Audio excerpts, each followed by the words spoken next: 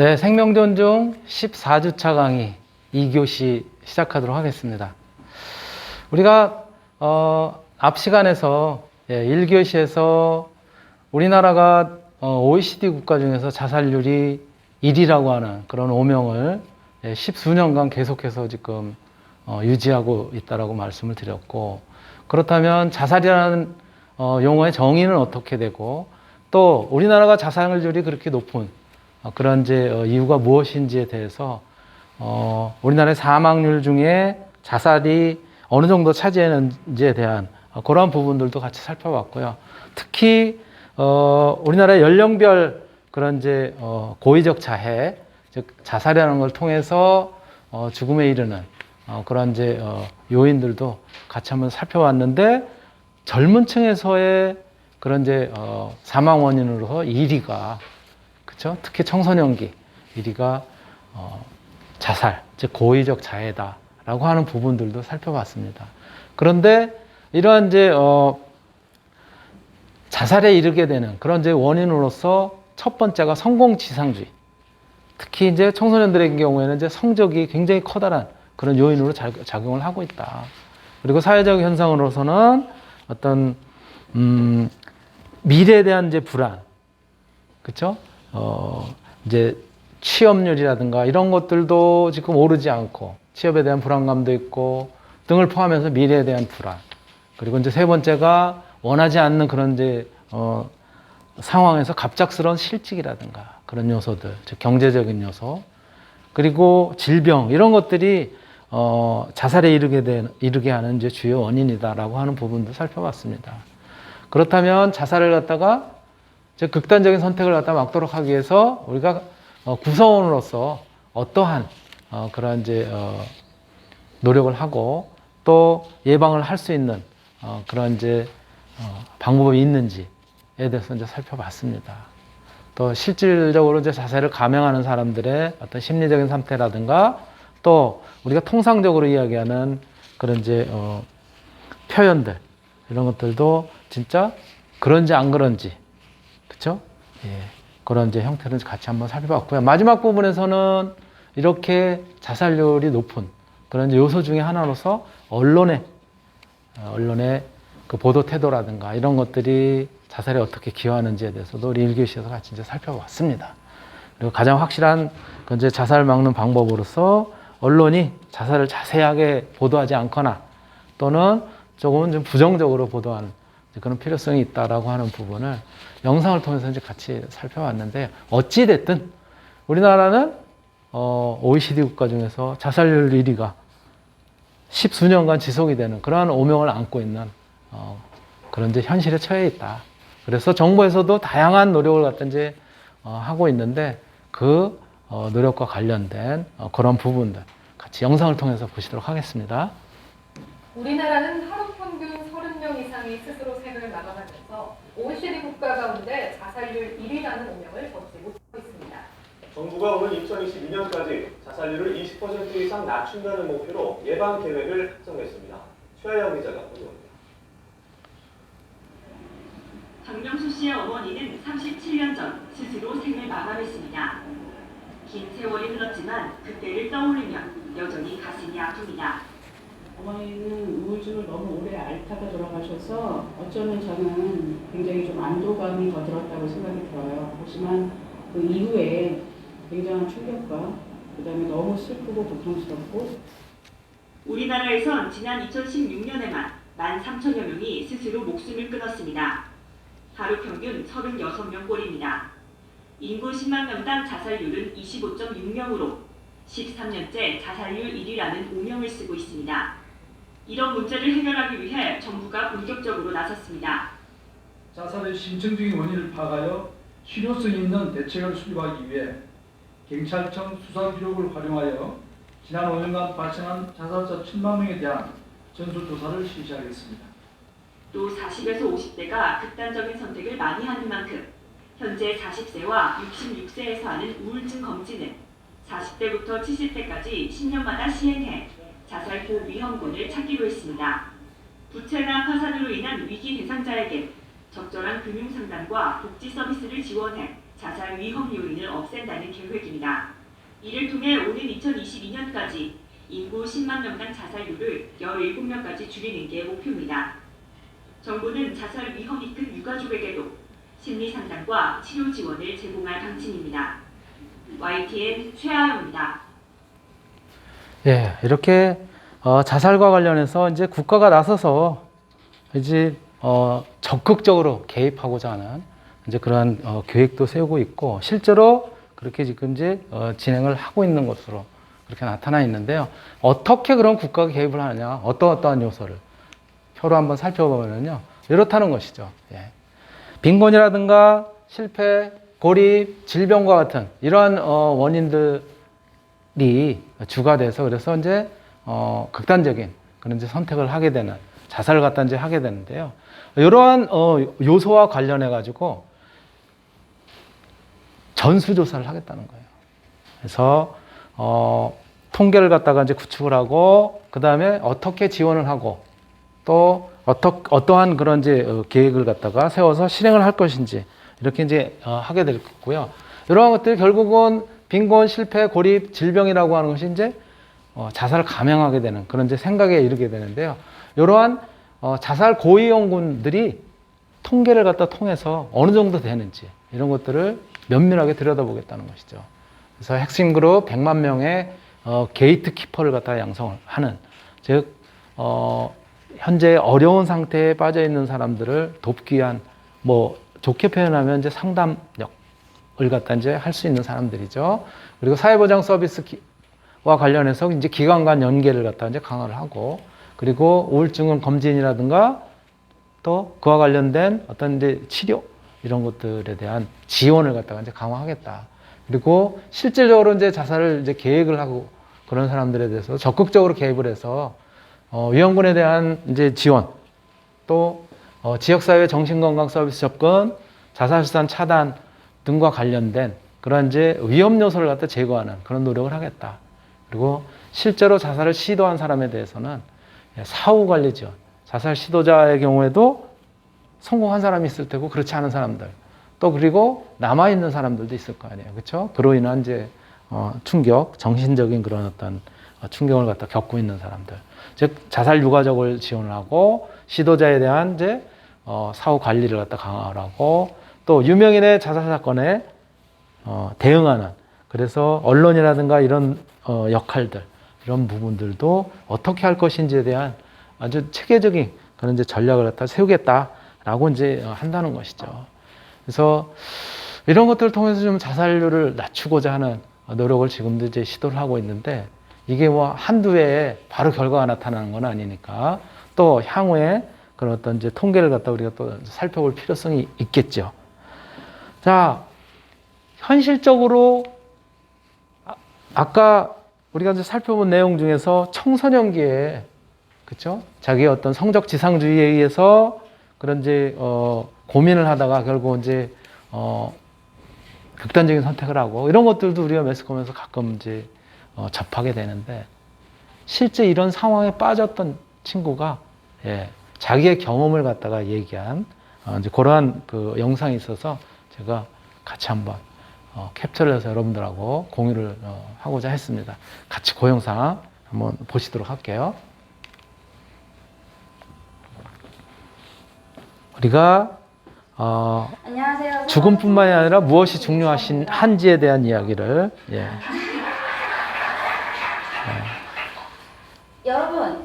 여러분은 잘 살고 계신가요? 되게 당황하셨죠? 다짜고짜 나와서 막 잘 살고 있냐고 질문하고. 여러분, 잘 산다는 게 뭘까요? 돈이 많다는 거? 아니면 뭐 얼굴이 예뻐서 인기가 많다는 거? 그럼 다시 한번 질문을 드리겠습니다. 여러분은 일말 후에도 외로움도 뭔가 우울감도 없이 행복하게 잘 살고 계신가요? 저는 솔직히 당당하게 이 질문에 예스라고 대답할 수 없어요. 왜냐하면 불과 3개월 전에 저는 자살을 시도했어요. 먼저 제 자랑을 좀 해도 될까요? 네, 저는 중학교 때 우리 학교에 보배라는 소리까지 들어가면서 뭐 1등, 우등생, 뭐 금상 이런 수식어가 따라 붙는 그런 엄친딸이었어요. 그렇게 당당하게 과학고에까지 합격을 했어요. 근데 그렇게 들어가서 그렇게 입학해서 본 시험 결과 제가 몇 등을 했을 것 같나요? 네, 되게 고마운 말씀이신데 여기 엄마가 오셨거든요, 저희 엄마가. 근데 아마 제가 성적표 한 번도 안 보여드려서 모르실 거예요. 네, 보고 충격받지 않으시면 좋겠고 저는 총 83명 중에 82등을 했습니다.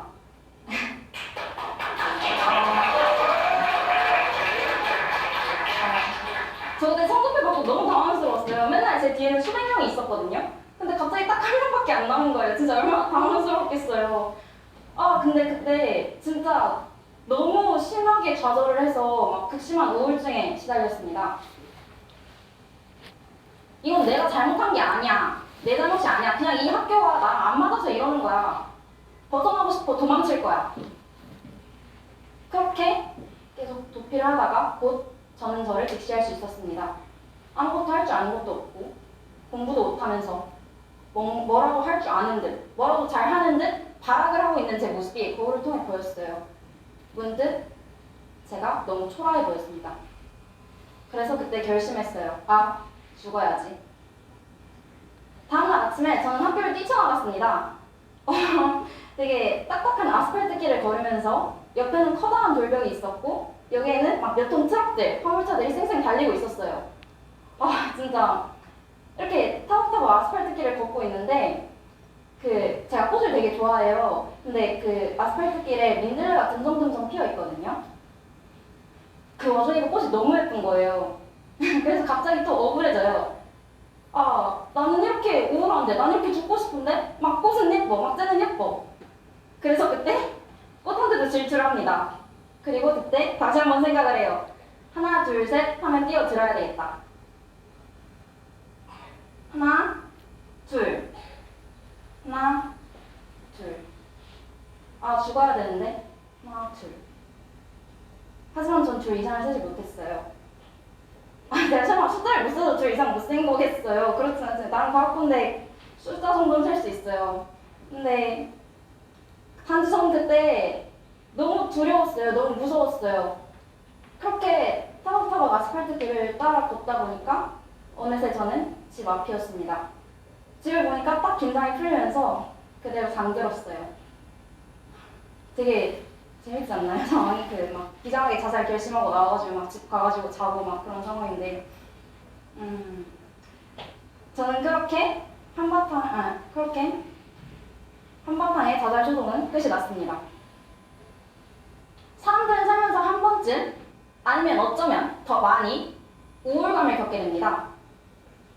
나는 분명히 지금까지 행복하다고 느꼈는데 그렇다고 생각을 했는데 문득 그게 아니라고 느껴질 때가 찾아와요. 제가 얼마 전에 논문을 하나 읽었어요. 청소년 전문가의 소화기 우울증에 관련된 논문이었는데요. 그 논문에서 청소년의 40%는 불안과 우울의 증세를, 20%는 자기의 멸시를, 7에서 8%는 자살을 결심한다고 합니다. 이 통계 자료가 저에게 보여준 게 뭘까요? 바로 나만 그런 게 아니다라는 거죠. 지금 내 옆에 있는 친구도 아니면 지금 저한테 보이는 엄마도 실제로 그런 생각을, 그런 경험을 한다는 거예요. 실제로 얼마 전에 저는 엄마한테 그런 질문을 받았어요. 엄마를 인터뷰해 오는 그런 과제가 있었는데 엄마가 인터뷰를 하면서 이제 인터뷰 질문들이 다 자기 인생에 대해서 돌아봐야 되는 과제들이었거든요. 그래서 엄마가 인터뷰를 하다가 갑자기 문득 저한테 그런 질문을 하시는 거예요. 지원아, 엄마가 잘 살아온 걸까? 아, 저 그때 너무 당황스러워가지고 뭐 그렇겠지 하고 얼버무리긴 했는데 저는 그때 엄마의 표정에서 엄마의 붉게 받은 입술과 엄마의 눈에서 후회감과 외로움과 그리고 3개월 전에 제 표정을 볼 수 있었습니다. 그때 보던 엄마는 아빠의 아내로서의 엄마도 아니었고 저 언니의 엄마로서의 엄마도 아니었어요. 제 롤모델이자 원더우먼인 엄마도 아니었습니다. 그때는 엄마 자신으로서의 엄마였습니다.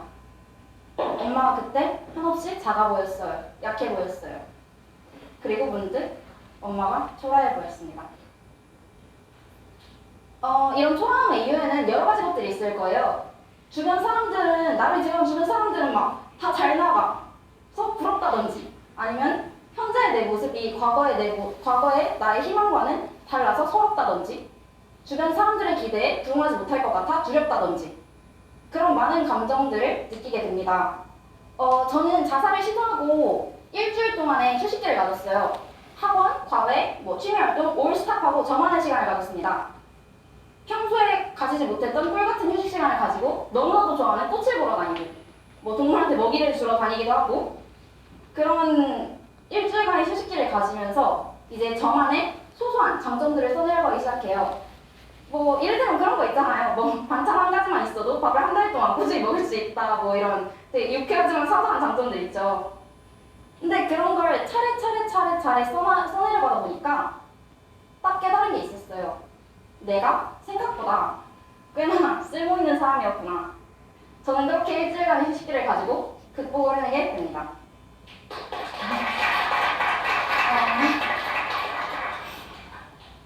문득 자신이 초라해진다면 가장 먼저 실컷 펑펑 울어보세요. 우는 게 창피한 게 아니에요. 우는 것을 통해서 자신의 감정을 표출하고 더 나아질 수 있다고 생각합니다.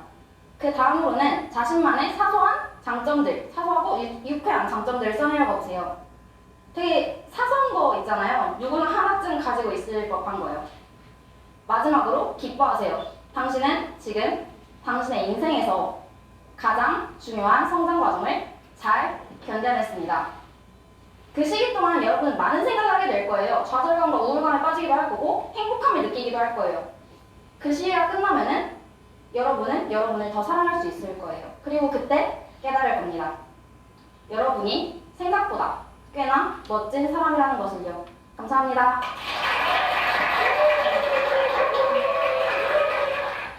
네, 자기 경험을 통해서 우리 그런 심리적인 어려움, 고통, 문제들 이런 것들은 혼자만의 그런 겪고 있는 현실이 아니다라고 하는 부분을 이야기를 했고, 또 그것은 조금만 생각을 바꾸면 쉽게 극복할 그런 문제다라고 이제 친구가 이야기를 했고요.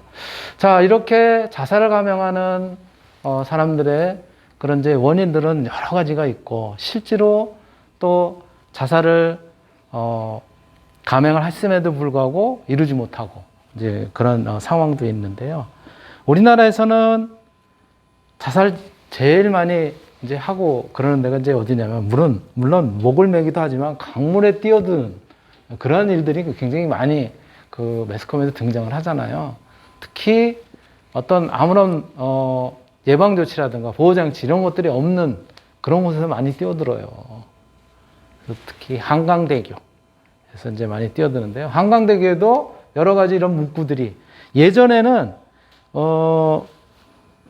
여기 문구에 그냥 우스갯소리에 이제 이런 것들도 많이 표현이 적혀 있었어요. 그런데 지금은 그 사람의 심리적인 이런 부분을 공감하고자 하는 그런 표현들로 싹 바꿨습니다. 그래서 이를테면 아주 사소한 거지만은 이렇게 자살을 감행하려고 하다가도 좀 쉽게 이 난간을 갖다 넘어가지 못하도록 하는 그러한 이제 방법부터 시작해서 여기 있는 문구도 이를테면 그 사람의 어려움을 갖다 공감하고자 하는, 많이 힘들었구나. 너 아직 그래도 괜찮은 사람이야. 너 아직 우리 사회에 꼭 필요한 가치 있는 사람이야. 이렇게 그 사람을 위로하고 공감하는 이런 문구로 사실은 굉장히 많이 바뀌었어요. 그래서 이런 것들도 어떤 영향을 줬는지 문구도 바꾸고 환경도 개선함으로써 이 한강대교에서 투신하는 이제 그런 것들 많이 줄어들었다라고 하는 이제 보도가 있었고요. 또 일본 같은 경우에는 굉장히 재밌다고 표현하는 것이 좀 이상할지도 모르는데, 진짜 우리나라에서 이렇게 한강 다리에서 투신하는 것뿐만이 아니라 이제 바닷가 절벽 같은 데서도 많이 이제 투신을 하고 그러는데요. 바닷가 절벽에 팻말을 하나 세웠더니 확 자살률이 줄어들었답니다. 그 팻말이 뭐냐면 이 팻말이에요. 여기 제가 지금 이제 쭉 글로 써놨는데요. 저렇게 써 있어요. 바닷가에 세워져 있는 이제 팻말인데요. 저게 뭐라고 써 있는 거냐면은 잠깐만 기다려 라고 표현이 돼 있는 거예요. 있은 맞대. 그래서 잠깐만 기다려 라고 해놓고 거기다 어떻게 써놓은 거냐면 하드디스크 지웠니? 우리가 보통 이제 그 컴퓨터로 많은 이제 기록들을 남기고 그러잖아요. 거기 그렇게 써 있는 거예요. 잠깐 하드디스크는 삭제했나요? 라는 팻말을 갖다가 딱 요것만 써놨는데 이거 보고 나서 사람들이 그래 내가 죽으면 내 컴퓨터도 들여다볼 테고 내가 거기다가 뭘 남겼었지? 또 이상한 거 혹시 없지 않았나? 여러 가지 혹은 뭐 누구한테 전달을 해야 될 그런 내용이 있지 않았었나? 이런 생각을 하고 다시 아차 그래 그거 지워야 되는데 라는 생각에서 다시 집에 돌아와서 하드디스크 지우고 뭐 이러는 과정에서 자기가 가졌었던 그런 이제 극단적인 생각 이것을 갖다 이제 바꾸게 되고 즉 아주 작은 그런 이제 노력이지만은 이러한 형태로도 자살을 감행하는 극단적인 생각을 하는 사람들에게 도움을 줄 수 있다라고 하는 측면에서 이게 한때 그래도 많은 사람들이 입에 오르내렸던 그런 적이 있어요. 또 한편으로는 그러면 우리가 앞에서 이야기했었던 것처럼 자살의 주요 원인이라고 하는 성공지상주의 또는 뭐 어떤 자기가 처해 있는 현실들, 경제적인 현실이라든가 또는 실직이라든가 또는 미래에 대한 불투명한 일이라든가 또는 질병으로 인한 고통이라든가 이런 것들을 해결하기 위해서 극단적인 이제 시도를 갖다 이제 하게 되는데 그러면 극단적인 시도를 하면은 아주 편안하게 갑자기 죽음에 탁 이르면서 모든 것이 해결될까? 실제 그렇지 않답니다. 자살을 시도했던 사람들 이야기를 들어보면요. 이렇게, 화면에서 보시는 것처럼, 예. 잠자듯 편안한 죽음? 그건 다 거짓말이더라는 거예요. 실제로 자살을 시도했던 사람들이 이야기하는 거예요. 물론 가명으로 이제 표현이 되어 있지만, 예. 지금도 후유증이 있다. 이제는 자살할 생각이 들지 않는다. 나 같은 행동을 하지 않았으면 좋겠다. 또 남성이 이제 그렇게 얘기를 했고요. 어떤 여성은 병원에서 눈을 떠보니 굉장히 고통스러웠다. 자살을 한다는 것이 평화롭게 잠자듯이 끝날 줄 알았는데 그게 아니더라. 지금도 고통스럽다. 라고 하는 그런 이제 증언을 하고 있고요. 젊은 여성 25세 여성인데요. 생각보다 자살하는 건 쉽지 않더라. 고통 없이 죽는다고 사람들이 이야기하지만 정말 힘들더라.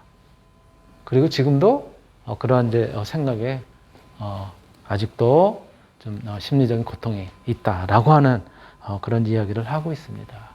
자, 우리가 과연 우리 사회에서 이런 어려움을 갖다가 해결하기 위한 방법으로 또 고통을 갖다 해결하기 위한 방법으로 이 극단적인 선택만이 해결책일까요? 어떠한 어려움이 있다고 하더라도 그것을 받아들이고 또 극복하고자 하는 그런 스스로의 노력도 어느 정도는 이제 필요할 거라고 보여지는 거죠. 지금 보시는 이분 닉 부이치치라고 하는 분이에요. 예. 이 닉 부이치치라고 하는 이 친구는 해표지증이라고 해서 양팔, 양다리 다 없습니다. 허리 밑에가 없어요. 이 몸통에다가 얼굴만 있어요. 해표지증을 갖다 이제 앓고 있어요. 그럼에도 불구하고 여기 표현되어 있는 것처럼 8살 이후에 자살을 3번이나 시도를 했다고 합니다. 자기의 그런 이제 신체적인 그런 문제들, 또 삶의 고통 이런 것들을 통해서 그러나 극복하고 지금 삶의 전다로서 살아서 세계 각국을 돌아다니면서 희망을 갖다가 이야기하는 그런 이제 표본을 보이고 있는 사람이에요. 이런 해표지증을 앓고 있는 닉 부이치치 이야기는 여러분들이 동영상이라든가 통해서 얼마든지 접할 수 있으니까 한번 보시기 바라고요. 이러한 닉부치치뿐만이 아니라 해펴지층을 앓고 있지 않아요. 우리 가까운 대전에 있는 우리나라 이제 소년인데요. 마찬가지로 해펴지층을 갖다가 앓고, 예, 무릎 밑에가 없고, 그리고 손가락도 3개밖에 없어요. 그럼에도 불구하고 그것을 극복을 하고, 받아들이고 극복을 하면서 정말로 이제 열심히 활동하고 있는 이희아라고 하는 분의 이야기 같이 한번 보실까요? 네.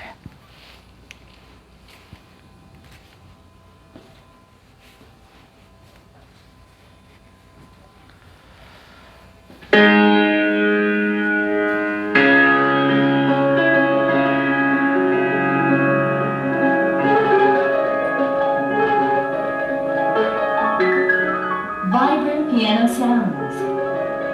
When watching Hia playing the piano, it is hard to believe she can play even though we can see it. How does she play the piano?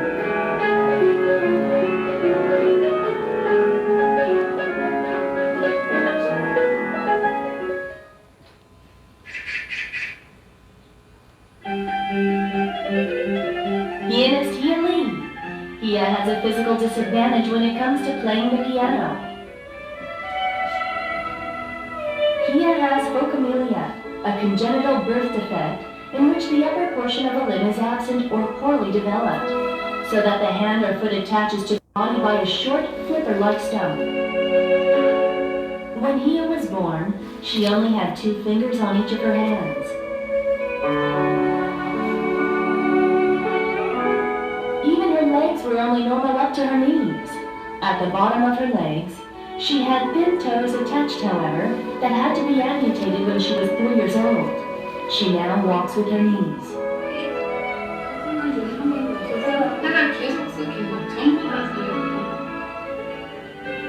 Despite all this, Hia grew up a beautiful and bright child. Everyone said it was impossible, but Hia plays the piano with 4 fingers. It is possible only through painstaking perseverance and practice.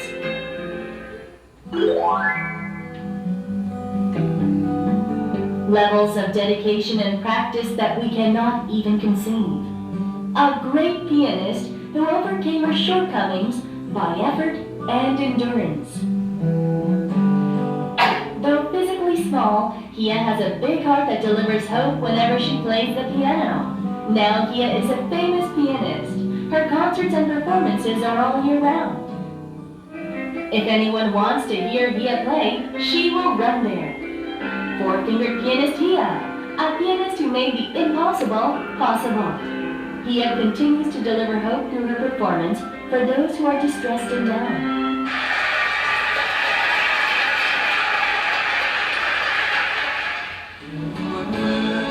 Unseen fingers.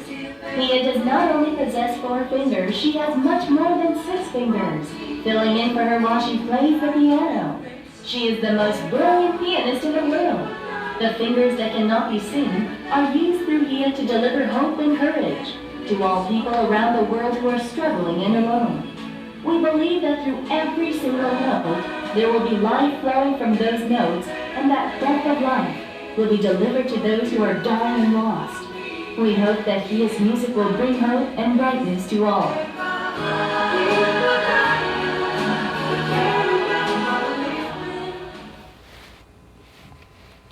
네, 이렇게 우리에게 자기 어려운 환경을 극복을 하고 희망을 주는 그런 그 영상인데요. 예, 같이 한번 보셨고요. 또 세계적으로도 자기가 처해 있는 그런 환경 또 상황 이런 것들을 극복하고 그리고 이제 성공한 그런 사례들을 갖다가 우리가 매스컴을 통해서 확인할 수 있었어요. 여러분들이 잘 아시는 폴 포츠라고 하는 성악가죠.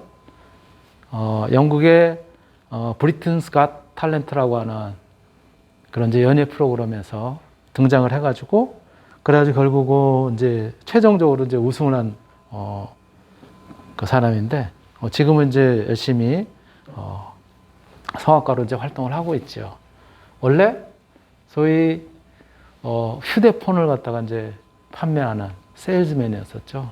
자기 외모 때문에 이렇게 나서지도 못하고 그렇게 그 우울한 생활을 하다가 브리튼스 갓 탤런트에서 우승을 하면서 일약 세계적으로 이제 희망을 주는 스타가 된 그 사람의 이야기 같이 한번 영상을 통해서도 한번 살펴보도록 하겠습니다. But for the next contestant, the world of showbiz seems a million miles away. It's Paul, a mobile phone salesman from South Wales. By day, I sell mobile phones. My dream is to spend my life doing what I feel that I was born to do. Paul, what are you here for today, Paul? To sing opera. I've always wanted to sing as a career. Confidence has always been sort of like a difficult thing for me. I've always found it a little bit difficult to be completely confident in myself. Okay. Ready when you are.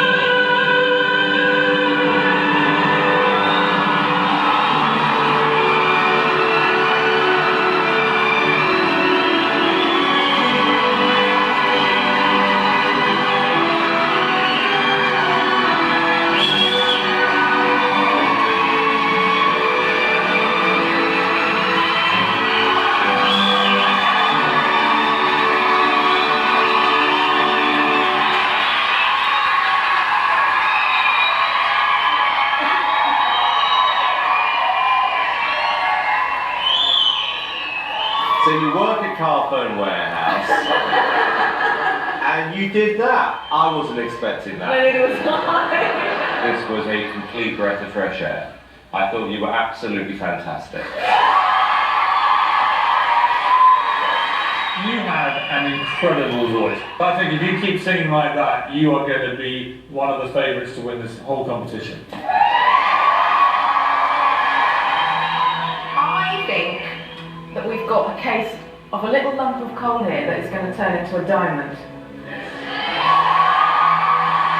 Okay, moment of truth, young man. Here's. Absolutely yes. Amanda? Yes. Paul? You are through to the next round.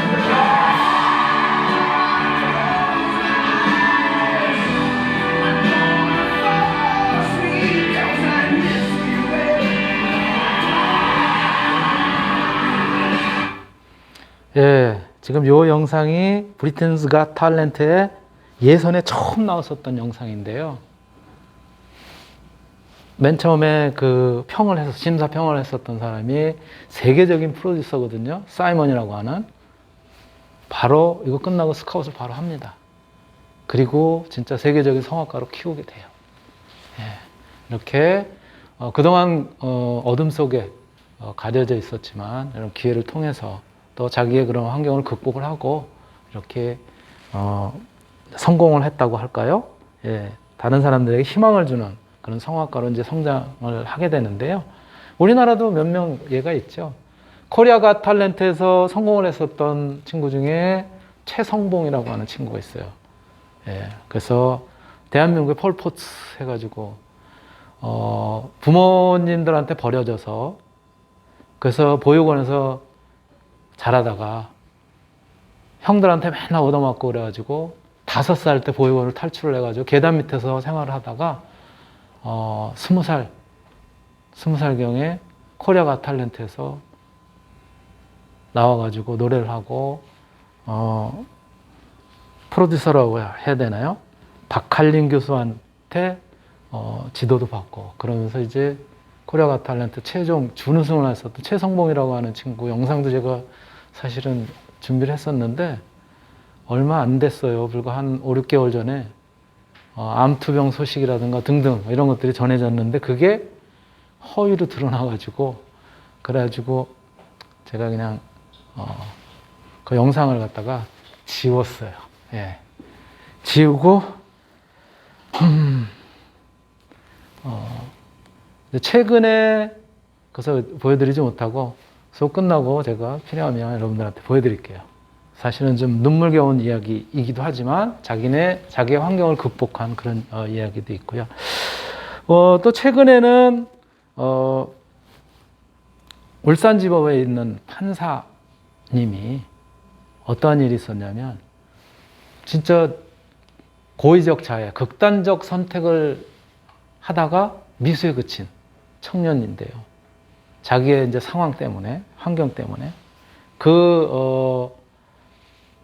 극단적인 선택을 하려던 청년들을 이렇게 이제 판결을 갖다 내리면서 오히려 용돈도 주고 앞으로 당신들에게 있어서 살아갈 날이 굉장히 의미 있고 뜻깊은 그런 삶을 갖다 살아달라라고 하는 차원에서 오히려 진짜 교통비까지 보태주신 그런 따뜻한 그런 그 보도가 있어서 여러분들하고 그 보도 같이 한번 영상 보도록 하겠습니다. 스스로 생을 마감하려 한 청년들을 법정에서 따뜻하게 위로하고 배려한 판사가 있어 화제가 되고 있습니다. 재판 과정에서 생을 포기하지 말라고 호소한 판사는 집행유예로 풀려난 청년에게 차비까지 챙겨줬습니다. JCN 뉴스 구현희 기자입니다. 10년을 기간에 인터넷으로 만나 중간 자살을 시도한 청년들 다행히 미수에 그쳤습니다.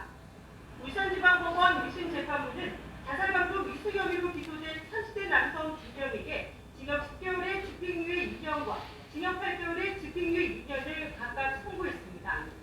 재판장인 박주영 울산지법 부장판사는 재판 말미에 이들을 향해 당부의 말을 전했습니다. 박 부장판사는 스스로 생을 마감하는 것을 막을 수만 있다면 강제로라도 장기간 구금해야 하는 건 아닌지 깊이 고민했다며 스스로 생을 포기하려고 한 깊은 분해와 참담한 심정을 다 이해할 수는 없지만 지금보다 더 좋은 날이 반드시 올 것이니 살아달라고 호소했습니다. 또 우주가 도서관이라면 우리 모두는 한 권의 책으로 한 번 시작된 이야기가 허망하게 도중에 끝나서는 안 된다며 앞으로 이들이 써내려갈 다음 이야기를 우리 모두가 궁금해한다는 걸 잊지 말아달라고 말했습니다. 그러면서 이들을 위해 동료 수감자가 재판부에 탄원서를 제출했다는 사실도 알렸습니다. 선고를 마친 박 부장판사는 이들을 위해 자신이 직접 골랐다며 2권의 책을 선물로 건넸습니다. 특히 구속됐다 풀려난 한 청년에게는 멀리 떨어진 집까지 가는 차비에 보태고 3살 조카의 선물도 사가라며 자신의 사비 20만 원을 따로 챙겨줬습니다.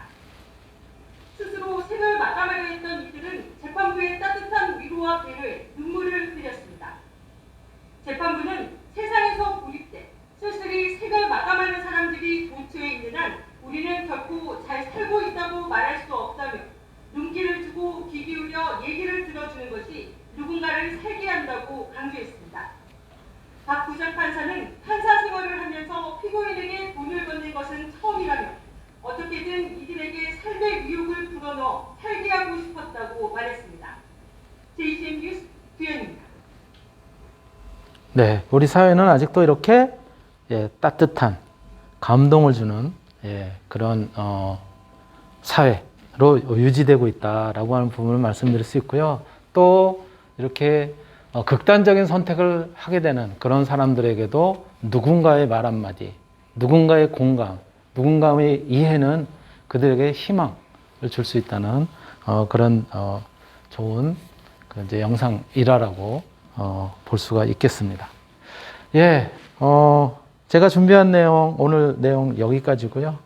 저하고 같이 지금까지 생명존중 강의 함께 해주셔서 감사드리고, 이번 학기 생명존중 강의 이걸로 모두 마치도록 하겠습니다. 네, 감사합니다.